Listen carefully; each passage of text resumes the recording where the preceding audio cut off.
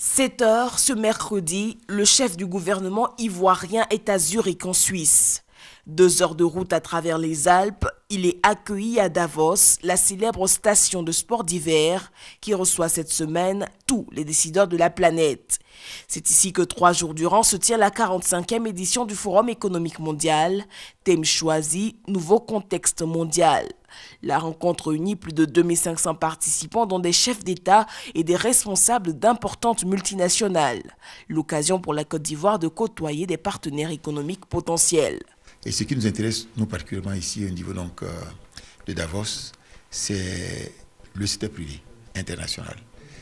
C'est essentiel de pouvoir rencontrer les entreprises et disons que vendre la Côte d'Ivoire et les amener à investir lourdement au niveau de la Côte d'Ivoire. La centrale électrique d'Azito à Yopougon est d'ailleurs l'un des succès d'une rencontre de Davos et le Premier ministre compte bien susciter de nouveaux partenariats. Parce que côtoyer les gens qui ont réussi, les pays qui ont atteint des niveaux de développement, ce n'est pas une mauvaise chose. Ça permet de voir un peu les voies qui permettent d'arriver vers l'émergence.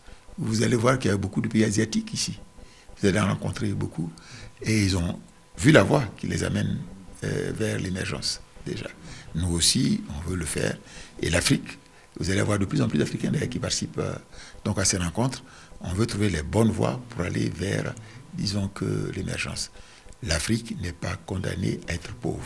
En début d'après-midi, Daniel Kabondenkan a en marge du forum accordé 2 audiences. La première à Hassan El Houri, PDG du groupe NAS, National Aviation Service, qui vient de signer le contrat de gestion du handling au service d'escale de l'aéroport Félix Houphouët-Boigny.